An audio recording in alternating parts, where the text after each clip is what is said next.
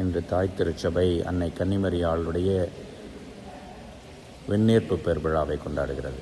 உடலோடும் ஆன்மாவோடும் இந்நகத்துக்கு எடுத்துக்கொள்ளப்பட்டார் என்பது திருச்சபையினுடைய விசுவாச அறிக்கை.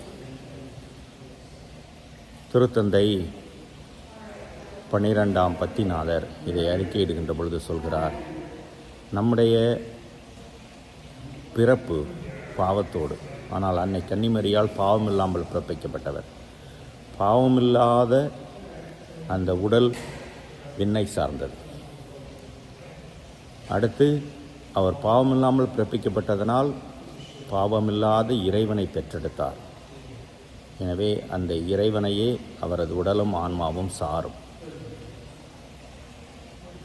நம்முடைய உடல் மண்ணுக்கு, ஆனால் பாவமில்லாத அன்னை மரியாள் விண்ணுக்கு.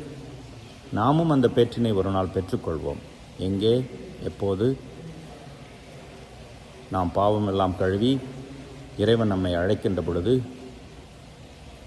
நமக்கு தீர்ப்பிடுகின்ற பொழுது, நாமும் அந்த இறைவனை முழுவதுமாக ஆராதிப்போம், வணங்குவோம். அந்த ஒரு உண்மையை இந்த திருவிழா நமக்கு தெரிவிக்கிறது. இன்றைக்கு நம்முடைய நாடு சுதந்திரம் அடைந்ததையும் விழாவாக கொண்டாடுகிறோம்.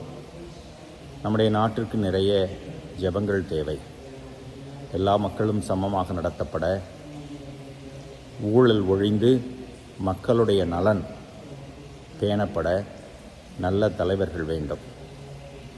அதற்காக அன்னை மரியாள் வழியாக ஜெபிப்போம். அன்னை மரியாள் நமக்கு பரிந்துரைப்பவள். அவளுடைய வாழ்வு நமக்கு முன் மாதிரிகை.